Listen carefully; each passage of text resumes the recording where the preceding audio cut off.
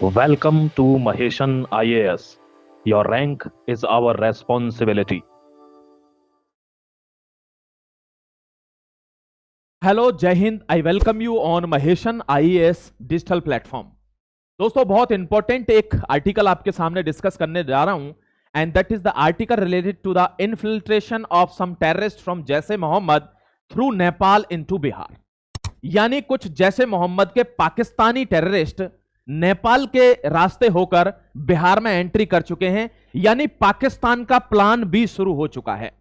First plan क्या था? Suppress India and Nobel prize दिला दो ट्रंप को, और उसके बाद पाकिस्तान को बराबर की इज्जत दिला दो इंडिया के कि ये बंदा भी इसके बराबर ही है, कोई ऐसा नहीं है कि ये युद्ध में किसी से कम है। क्योंकि उन्होंने जो नकली मेडल यहां लगा रखे हैं आसिम मुनीर वगैरह ने, उनकी भी इज्जत तो बचानी है। अब बचाएगा कौन? ट्रंप। लेकिन वहीं पर आंखों में झांककर मोदी जी कहते हैं, एस जयशंकर साहब कहते हैं कि आपको ध्यान रहना चाहिए कि यही वो पाकिस्तान है जहां एबटाबाद में ओसामा बिन लादेन मिला था, जिसने तुम्हारे हजारों लोगों को बेमौत मार दिया था। बट फिर भी तुम्हारी आदत है, you have a history to overlooking the history. तुम्हारी आदत है कि तुम इतिहास को हमेशा भूलते हो, तुम कभी याद नहीं रखते। लेकिन भारत ऐसा नहीं है। भारत ने तुमसे भी सीखा, भारत ने पाकिस्तान के हरकतों से भी सीखा। अब हम बर्दाश्त नहीं कर सकते और हम तैयार हैं हर फ्रंट पर लड़ने के लिए, चाहे वो टेररिस्ट वाला फ्रंट हो, चाहे वो सेना वाला यानी सोल्जर फ्रंट हो, चाहे वो सिटीजन सोल्जर वाला फ्रंट हो। We are ready for all three fronts. यानी हमारे लोग भी तैयार हैं देश के कि बात जब पाकिस्तान और हिंदुस्तान की होगी तो हर हिंदुस्तानी एक तरफ खड़ा होगा। बात जब सोल्जर्स की होगी तो Indian army one of the best army across the world है, आप उनके सामने 2 मिनट नहीं टिक सकते। और बात अगर टेररिज्म की होगी तो Indian air force is one of the toughest as far as terrorism is concerned, कि आपके ऊपर गोला गिरेगा, सामने से गोली नहीं भरेगी। तो we are ready for all three fronts. अब आपको एक न्यूज बता देता हूं जो बहुत ज्यादा क्रूशियल है। यानी पाकिस्तान ने प्लान बी शुरू कर दिया। प्लान बी का मतलब क्या है कि देखिए, महबूबा मुफ्ती इज एक्टिव। महबूबा मुफ्ती जैसे लोग, ये वो लोग हैं जो एक्टिव हो जाते हैं जब कभी भी पाकिस्तान कोई हरकत करता है। आपको एक कहानी बता देता हूं, आपको शायद पता ना होगा। रावलपिंडी वाले इलाके में वहां पे कुछ बकरवाल रहते हैं जो बकरियां चराते हैं हरे घास के मैदानों में, आपने देखा होगा। वहां गुर्जर कम्युनिटी भी रहती है लेकिन बकरवाल्स भी रहते हैं। वो बकरवाल्स का क्या हुआ, अब जब इन्फिल्ट्रेशन बंद हो गया पूरी तरीके से, इंडियन आर्मी इतनी सख्त हो गई, सरकार इतनी सख्त हो गई कि कोई भी चीज अंदर ना आ रही है ना जा रही है। आतंकवादियों पर स्टॉप लग गया। ऊपर से हमने उनके कुछ आतंकवादियों को मार भी दिया, चाहे वो सर्जिकल स्ट्राइक हो, चाहे वो बालाकोट वाली स्ट्राइक हो, चाहे ऑपरेशन सिंदूर हो। तो अब पैर कांप जाते हैं भारत के बॉर्डर की तरफ आने में।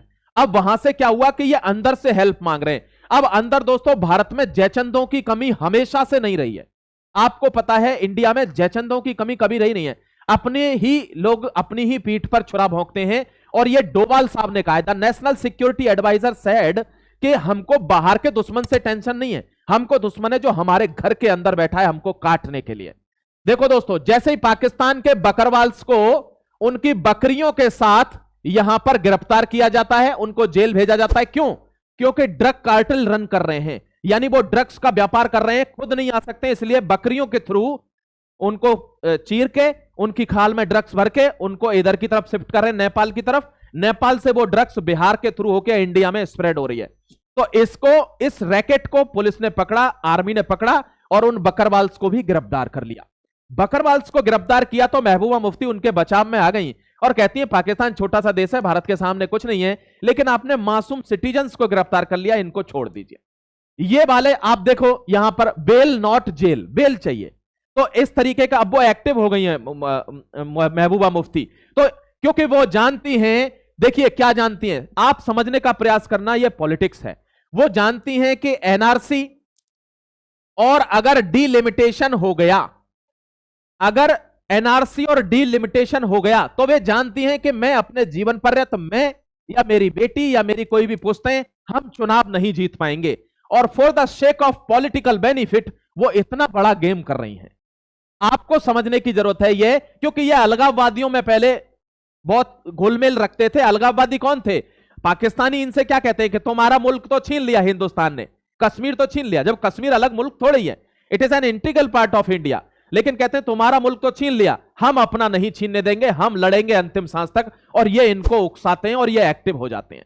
देखिए इस एक्टिवेशन का प्लान बी का मतलब समझिए आप। पाकिस्तान का प्लान बी क्या? नेपाल के रास्ते बिहार में घुसे 3 आतंकवादियों पर 50,000 का इनाम रख दिया है।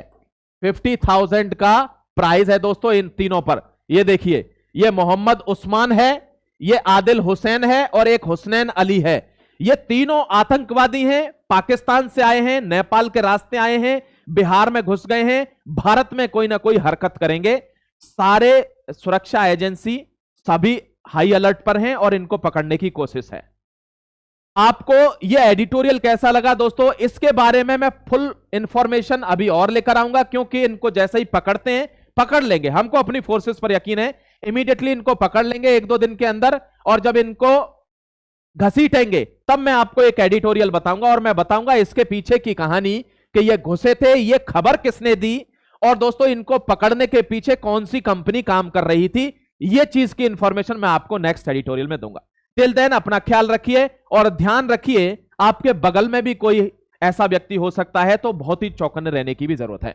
जय हिंद, वंदे मातरम। I am signing off. I will see you in the next editorial very soon.